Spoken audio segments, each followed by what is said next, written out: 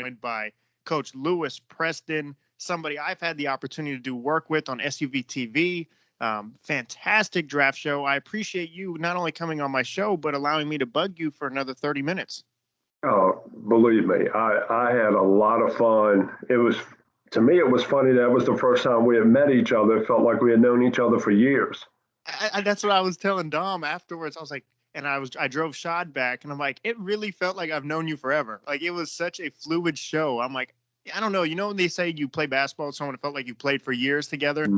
It just, the chemistry is right there. It's like everything. I don't know. It was like yin and yang. It just fit perfectly. And what I liked about that was the common bond in that room that night was basketball. So there wasn't going to be a wrong answer. It was going to be, what's your thoughts, feelings in regards to this? What are my thoughts? What's Rashad's, Kate, Shelvin? So males, I just loved it. I look forward to doing that again in the near future. Absolutely. Yeah. We have the Summer League already, and some of the rookies we've already covered are just having an impact. And Jalen Green, 23 points, and Cade clearly is already showing it. We're getting so much. But before we dive into it, Coach, can you give my audience a background of yourself? So you're a well-decorated coach, player. Can you talk about somewhat your history a little bit? Well, I went to a small military school, Virginia Military Institute. After I graduated from there, I went over to Europe and played professionally for 4 years. Came back, started my coaching career in 1998 at Coastal Carolina University for Pete Strickland. Was there for 2 years and went to the University of Notre Dame with Mike Bray, who's actually still at the University of Notre Dame as head coach. I was there from 2000 to 2006. 2006, I was fortunate enough to get on with Coach Billy Donovan and the staff of Florida. I was there from 06 to 08 and was there for the second part of the national championship of the Gators back-to-back in 06, 07. Then from there, went to Penn State, and in 08, we won the NIT at Penn State and was there from 2008 to 2011. And then I was the head coach at Kennesaw State from 2011 to 2014. And so now I use all that coaching experience basketball-wise and help contribute with SUV TV, help co-found a nonprofit called Athletes to Leaders.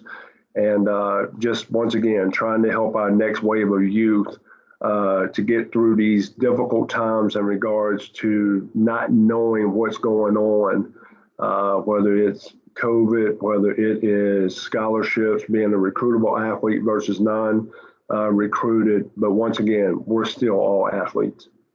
Right, absolutely. And clearly you have an insane knowledge of the game of basketball, and you have such a great way of presenting it as well. Like I said, your work on SUV TV, that was my first time working with you. I was sitting back like a kid in the candy shop, because just getting your perspective on things, and the way you look at something is completely different than the way the average consumer looks at something. You're thinking of the why and the hows and the mechanics, and why does it do this? How does that work? Why does it work? Certain lineup changes. So it was so easy to just pick your brain through it. But before we get your take on all these different basketball conversations, what was that championship experience like at Florida? I mean, with Billy Donovan and just, right. You know how hard it is to win a championship. What was that like? It's funny because I wasn't there for the first one. So walking in, those guys have left $35 million on the table to come back to school, which was unheard of. So, if you didn't win the championship, it would have been failure. So you had that pressure the entire year. One of the things I thought Coach Donovan did a great job of that year was we always kept talking about living in the moment, right? We're not going to think too far down the road. We're going to live in the moment. And I think we did that game by game. Now, we ran through some adversity a couple different points during the season, but we were able to handle that because we talked about living in the moment. Here's 3 things I always tell people about that team. The closest teams I've seen to that is probably Jay Wright's Villanova teams. We cared about each other. We trusted each other, loved each other, but we told each other the truth. Mm-hmm. And when you have those 4 things in the locker room, and I'm the first to say it, the great ones all say a player-led locker room has a chance to be a championship locker room. and that was a player-led locker room. Al Horford, Joakim Noah, Corey Brewer, Torian Green, Lee Humphrey. You had Chris Richard coming off the bench. Freshman on that team was Maurice Spates, that played in the league, was the 14th pick by Golden State. So that was a special group of guys right there. Special. That sounds like a Netflix series. That needs to be a Netflix episode right there. Those guys you mentioned not only go on to be great NBA players, but just character guys. Like you said, just a player-led locker room. When you think of those guys, you think of their character immediately, what they bring to the locker room. Now, we can go down the list of Joakim Noah was a Defensive Player of the Year. At one point, he was an MVP candidate. You could talk about their stats, but to me, I think about immediately their impact on the locker room, on the team. Right. And it's interesting because I'm going to use Al Horford as the example because when I moved down here to Atlanta, he was still with the Hawks. Now he's with the Boston Celtics. When Al left to go to Boston the first time, I never forget Kent Bazemore making this comment. He said, what we lost in the locker room, you cannot put a dollar value on. And I will say this, it was probably the best leader I've been around in all my years of coaching. I jokingly said about Al, he was like E.F. Hutton, right? He didn't say a lot, but when he said it, everybody shut up and listened. And he was willing to put himself out there to take the risk, for the good of the team. But more importantly, those guys, once again, they trusted, they cared, they loved, and they told each other the truth. That's incredible. I've covered the NBA for a couple seasons now, and I've had the opportunity and pleasure. I'm a kid in the candy shop. I feel so humbled being able to have that opportunity to interview a lot of these players and some of the MVPs of the league. But I've always wanted to talk to Al Horford because I loved what he did with Atlanta, and then I loved the impact he had to Boston. I haven't had a chance yet. He's someone that's definitely on my list, though, as far as who I want to talk to. That's interesting you say that because I've been a huge fan of his game for a very long time. And he's one of those players where he has put up actually amazing stats, but that he's greater than what the stat sheet just shows you. And I've always said this, if Al wants to go into player personnel, he'll be great in player personnel. If he wants to go in the front office and become a president of an organization, he'll do a great job of that. If he wants to go back, he's from the Dominican Republic, and he wants to continue to build that through NBA Cares, which he's already done, he'll be great doing that. So whatever situation he puts himself in, although he's still with Boston right now, I think it's going to be a benefit for that organization. Selfishly, I wanted him to come back to Atlanta, especially with Trae Young, John Collins, DeAndre Hunter, Cam Reddish. Now you got Sharif Cooper, Jalen Johnson as the new draft picks. They got a really good young core of guys. They need that veteran guy in the locker room now that can, hey, guys, this is the path we need to stay towards. I thought that was huge for Trae and John to have Vince Carter those first couple of years. Yeah, that's a fantastic point. All right, but let's start off with the Atlanta Hawks. So, like you mentioned, great young core. We already know like I've told you, the first album, their first playoff run, Eastern Conference Finals. Trae Young is just otherworldly. We always talk about career-defining moments, that bow in New York, and then he's just approached. He really welcomed the challenge and the adversity and the hostility of the opponent's crowds. He welcomed it all, and that's something very few young players would do, and he did it. What did you think about keeping John Collins? And then you also have Jalen Johnson, who looked great in the summer league. You talked about Cooper a little bit. So are you happy with the extension of Collins? When you start to look at the free agency market, I think the Hawks didn't have a choice.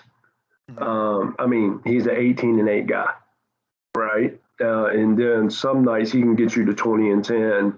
That's what they're hoping that he can be over the course of the next 4 to 5 years, more of a 20-10 guy. This is just me, personally speaking, watching him on the court. Not quite knowing what's going on with DeAndre Hunter with that knee, I thought was another reason why they made that decision. I was concerned about the possibility of them thinking about moving Cam Reddish because I thought Cam showed us something there in the playoffs with a lot on the line for him, although pretty much the series was pretty much over. I'm very excited about this group. Travis Slink, to me, has proven that he is the best general manager in the city of Atlanta of all the major sports. And he's done it the exact same way they did it at Golden State. They did it through the draft. Through the draft, acquiring draft picks. They took expiring contracts. They didn't hold on to bad money, right? They got the money in and out, and they were able to use those picks to leverage to make some different moves. And here's the thing: he didn't sit on the picks. I think that ended up being Danny Ainge's downfall at Boston. He just sat on too many picks, and eventually you gotta get something of value for them. So I'm really liking what the Hawks are doing. Max, we all know this, and we can all talk about it. I was listening to A-Rod talk to Alabama football. How do you sustain success? Okay. People talk about this all the time. In any great business, the hardest thing to do is sustain success.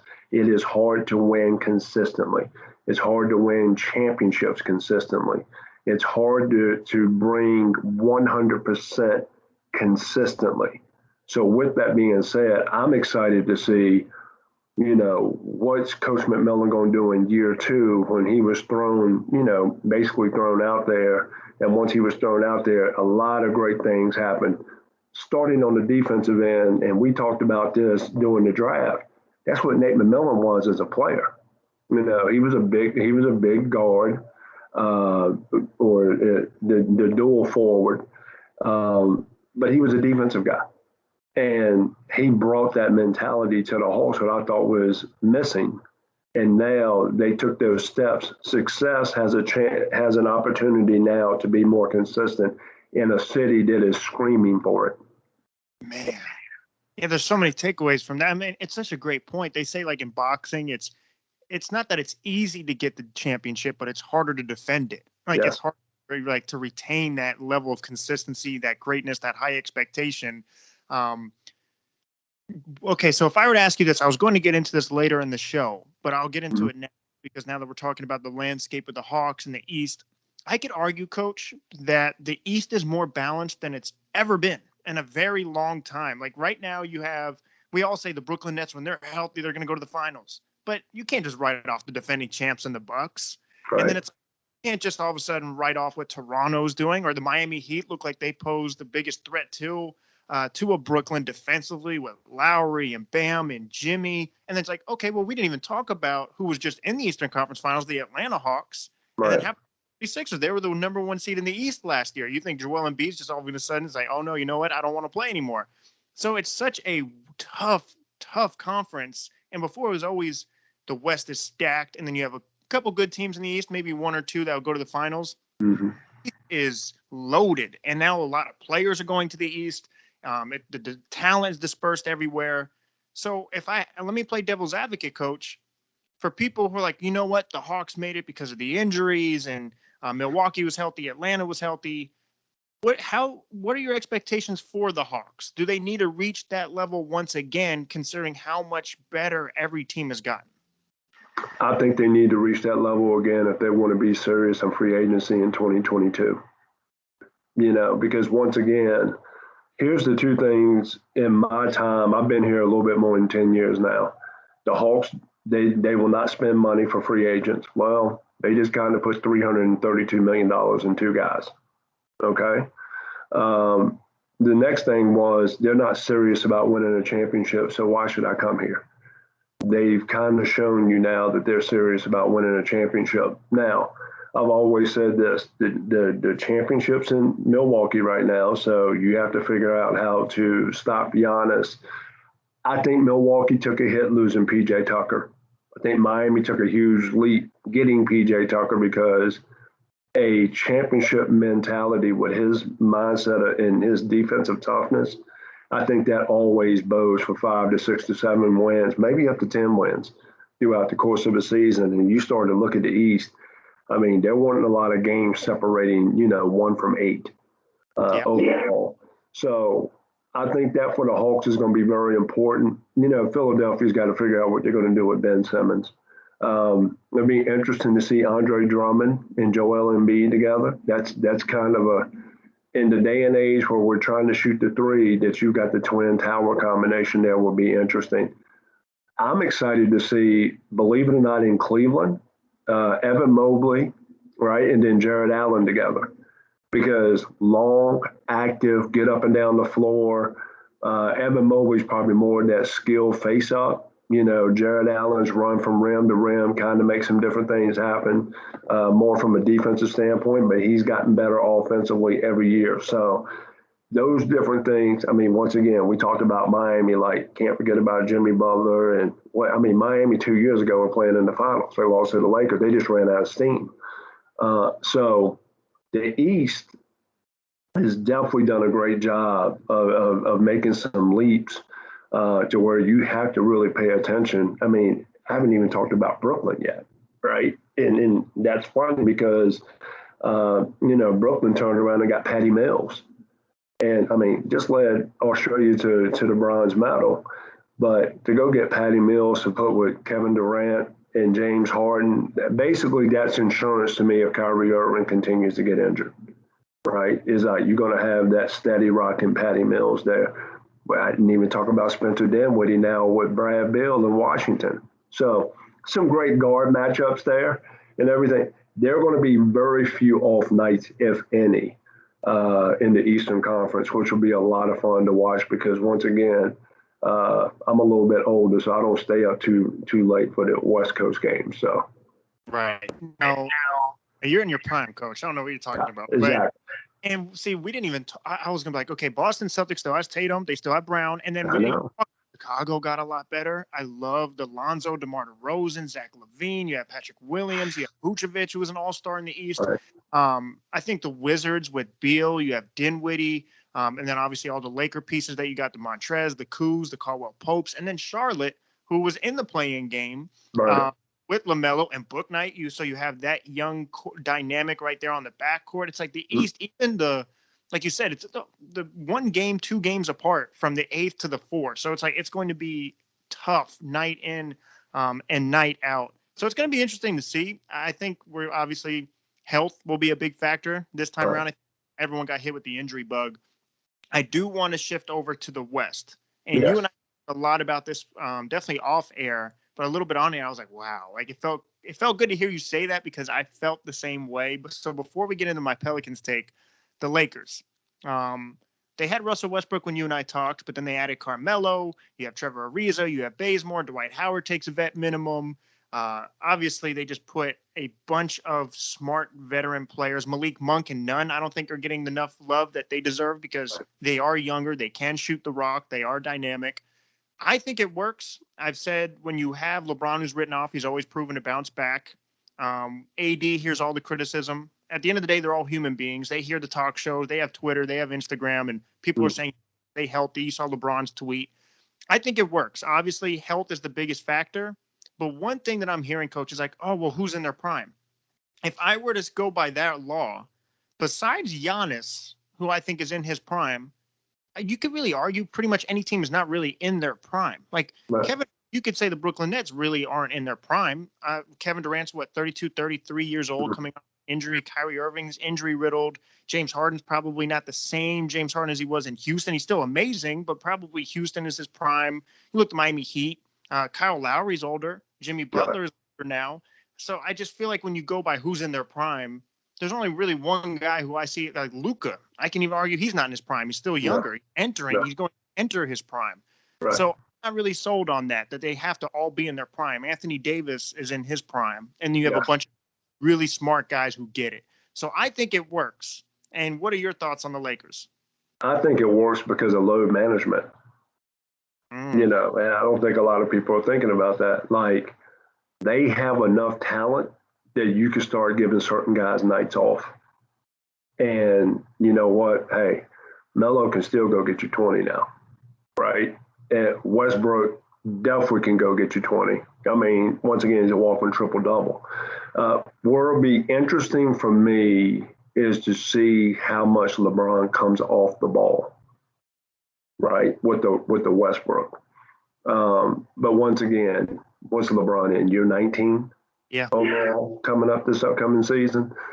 I think this is a great roster. I know a lot of people don't like to hear the word load management, or you're going to be able to give certain guys certain nights off depending on whom they're playing, combination wise, to where you can save their legs for that major push.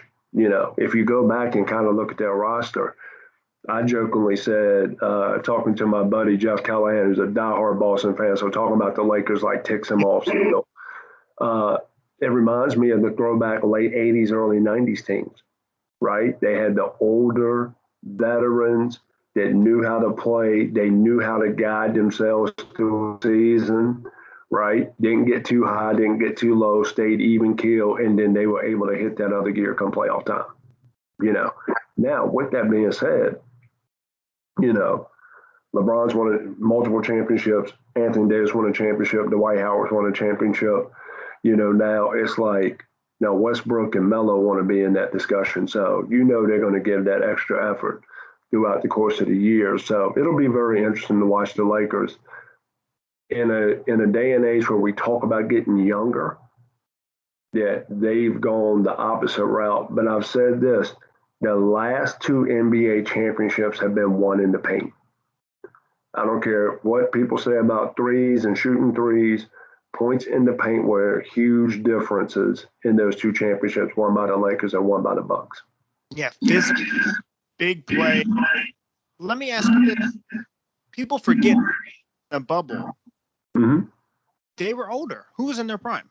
Well, when the Lakers in the bubble, LeBron wasn't in his prime. Rondo wasn't in his prime. Dwight wasn't in his prime. JaVale McGee wasn't in his, none of those guys were in their prime. You had AD. And so, right. What changes now? Obviously, they are older, a year older, 2 years older. But to your point, big physical veteran play. If you're healthy, that's what gets you when when the refs swallow the whistle and you have to just get a gritty bucket. Who better to get you a gritty bucket than a Russell Westbrook, than a Carmelo, who knows where to position their body? I want to shift to this. So I thought that the Chicago Bulls were probably, they've improved the most from where they were to where they are now. But obviously they're not a championship contender right this moment, so they may not get the love that a Lakers probably does or a Miami Heat because they're championship ready. But I also thought the Pelicans made an interesting choice. And I think in a weird way, typically when you lose the star or you lose the best player in the trade, you think you lost. But in a weird way, I think both benefited, both the Pelicans and the Chicago Bulls, because right now we're in a day and age, and I said this on ESPN radio the other day, where the ball goes into the best player's hands. We just had an MVP as a point center with Jokic. I mean, Giannis is handling the ball, Luka's handling the ball, LeBron handles the ball. I think they saw when Zion, before his little injury, they saw what he was doing when the ball was in his hands more. And I think they doubled down and got aggressive in that. And I think their motive is, we're going to put the ball in the best player's hands. And we're in Rashad's positional dictionary, dual forward. We're going to have Zion. We're going to run the offense through Zion and let him play make. Because there was a weird stat where if he had 5 or more assists, they were 16-8. And I think we're going to see Zion, instead of playing a little bit off the ball more, I think we're going to see him on the ball a lot more this upcoming season. And if you ask me, he was already putting up MVP numbers. And so when you put the ball in his hands even more, a young freak of nature athlete like Zion, I wouldn't be surprised if he gets the MVP. Right. And if he doesn't get it this year, he's closer to it than what we think. Zion's like a bull in a china shop, right? And it's like a lot of guys don't want to stand in the way when he's coming downhill. I thought that was one of the interesting things about Giannis. When Giannis started going downhill, I was surprised that more guys didn't step up and try to take charges or at least make that body-to-body contact. So I think that's where Zion's really good, is when he has the ball in his hands, he's going downhill, and when he explodes off of 2 feet, it's Barkley-esque to me. I mean, that's what his body type reminds me of from Barkley back in the 80s with Philly. He just knows how to get to the rim. He knows how to maneuver his way into the paint. And a lot of guys just don't want to stand in front of him, between him and the basket. So advantage Zion. So it's a matter of keeping him healthy, putting the right pieces around him. I don't know if what New Orleans might do. I mean, I don't know if Lauri Markkanen went there. I really liked him coming out of Arizona and everything. And to be honest with you, You go to Chicago now, this is Coach Donovan's type of team. I mean, go back to his last year in OKC. He had Chris Paul at the point, right? And that team exceeded every single expectation that I had of them that year. What did they go? Something like 45-37, something like that in the West. That's where you got a chance to really see how good Gilgeous-Alexander can be as they continue to move forward. Now with Alonzo Ball, right? You got Zach LaVine now. I mean, you got Vucevic. I love Vucevic when he was in Orlando. Really, really talented. So he's got talent. He's got a way now that he can put guys in multiple positions to hurt you offensively. And he's going to bring in the right defensive person. But Coach Donovan is an offensive guy, so he'll figure out where to put. And I thought Lonzo Ball, his shot got better. His confidence offensively got better. I think his confidence offensively is going to take another step now in Chicago. 100%. Ask you this. Mm-hmm. Before I let you go, I appreciate you again for your time, Coach, is Luka. So there's like a recent report. He's Mark, the GM, Jason Kidd, they're going to fly out to Slovenia, and the 5-year, 200-something million, they're trying to extend Luka. It's a no-brainer. It looks like he could be the face of the league. Mm-hmm. But what do you say to Luka? How do you tell a young player, and do you even tell him, do you need to, that's on the 2K cover, that's going to get MVPs, that's putting up crazy stats in the Olympics? How do you say we need to get the ball to your hands a little bit more? Or do you not even say that? How do you approach this situation? Because you want the young star. He has the keys, but I think we all agree he's not going to have the longevity or maintain that success as you just being the system all the time. That's what Kobe told James Harden. That's very hard to do. It's what Phil told Michael Jordan. Look, you can average 40 a night and score 60, but you're not going to win. We're going to take the ball out of your hands. And originally, that's very hard to do from someone that's getting all the accolades and, like I said, the big money and the contracts and the endorsements at such a young age. How do you approach that situation? I think you have to approach it carefully. It kind of reminds me of what Jerry West said to Kevin Durant to get him to go to Golden State. In the sense of, hey, Kevin, we're going to take fewer shots. We're going to have a higher percentage, but we're going to have a chance to win a championship. Luka didn't quite have that personnel around him the way that Golden State had that personnel around KD. So when you think about that, I think you got to go in understanding. I mean, this guy's had the ball in his hand since he was 15 years old, right? And do you have the right pieces to the puzzle to where he can take some pressure off of him and come off some different things or catch his breath for a few moments? And that's going to be the biggest question for Dallas. Here is the thing about Luka, though. Wherever he goes, he wins. With Slovenia, for them to advance as far as they did in the Olympics says a lot about what he's doing for the game. I jokingly tell people, there's still some people down here in Atlanta that talk about, man, we should have just kept Luka Doncic. Luka would not have fit Atlanta, right? Trey was perfect for Atlanta, right? That's the reason why he's got, I was watching him in Summer League last night, and he's got the diamond snowflake on there for Ice Trey, and that's fine. Trey's perfect for Atlanta. Luka's perfect for Dallas. And now it is up to Mark Cuban and that organization to put the right pieces around him to make that commitment to be in a championship. It's almost like how they got to do Dirk. How they did with Dirk. It's almost like the same thing. Here's the benefit for Luka. Dirk's still there in some capacity. And Dirk can help coach him and guide him through this.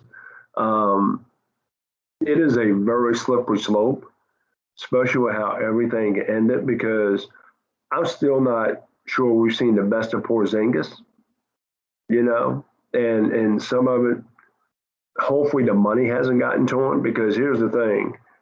You could come out as almost as being another bust to a degree if you don't figure out how to work with Luka, and Luka's kind of like, if we're playing poker right now, right? Luka's like one card short of a royal flush. So, I mean, let's just call it like it is. Like, Porzingis has got to figure out how to fit, and some other pieces have to figure out how to fit in Dallas for Dallas, to be successful. Because here's the thing: everybody says it across the board in the league. Mark Cuban's the best owner in the league, right? Outside of that one championship, I'm shocked that he hasn't been able to get more free agents to come to Dallas and to have more championships. I don't know what it is and why they have not been able to do that, because he takes phenomenal care of players in Dallas. I've said that thing. I talked to Ryan Hollins when I had him on the show. I'm like, Dallas, no state tax. It's Dallas, for crying out loud. You have the best owner, and then you're now the best young player, one of the best young players in Luka. How have they never been able to attract a free agent? Blows my mind. But I think if Jason Kidd, to your point, maybe we haven't seen the best of Porzingis, where maybe just the offense, the way it was ran, no slight to Rick Carlisle, but maybe because the way the offense was orchestrated, it didn't really fit Porzingis' style. And so maybe implement something where you can utilize a 7-foot guy who could shoot and handle and move. So as long as he stays healthy, it'll be interesting. Coach, I truly appreciate your time. Thank you for coming on my show and again allowing me to bug you. Where can people find you? I know you're working on a bunch of different projects. The floor is yours. You know what? The best place to catch me is you can catch me on Twitter at Coach Lou, and that's Lew, Preston, Preston. Or you can reach out to our website, our nonprofit Athletes to Leaders, at www.athletes2leaders.com. So, hey, Max, I look forward to having a chance for us to sit down and talk more hoops as the summer league progresses. I do not take the summer league as seriously as some people might take. I'm much more excited about getting to training camps here in about another month and a half and get this thing started up. Yes, sir. Appreciate it. Again.